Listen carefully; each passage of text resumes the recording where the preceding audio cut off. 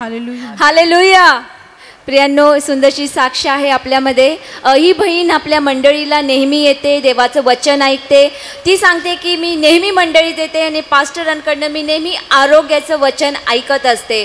त्या म्हणतात की गेल्या आठवड्यामध्ये त्यांच्या मानेवरची जी नस आहे, मागे एवढी ती फार दुखत होती. ती नस एवढी दुखत होती की तिला त्याच्यामुळे काहीही करता येत नव्हतं. त्या सांगतात की कामावर पण माझं मन नव्हतं आणि वेदनामुळे मी रडत होते. आणि जेव्हा त्या रात्री बिछाण्यावरती रडत असताना त्यांना आपल्या पास्टरांचं वचन आठवलं की जेव्हा तुम्ही आजारामध्ये आहात, तुम्ही देवाच्या वचनाची घोषणा करा. म्हणून त्यांनी देवाचं वचन घेतलं आणि त्या वचन घोषित करत राहिल्या की देवा, तुला बसलेल्या फटक्यांनी, प्रभू येशूला बसलेल्या फटक्यांनी मला आरोग्य मिळालं आहे. आणि त्या सतत बोलत गेल्या आणि त्या सांगतात मी जशी घोषणा करत गेले तसं मी पाहिलं की माझ्यामध्ये देवाचं आरोग्य वाहताना मी पाहिलं. आणि त्या सांगतात की आता मला पूर्णपणे बरं वाटते, माझी मानेची नस पूर्णपणे दुखायची थांबली आहे. ते म्हणतात खरोखर मी पास्टरांचं वचन ऐकून आशीर्वादित झाले आणि माझ्या आजारात मला ते शब्द मी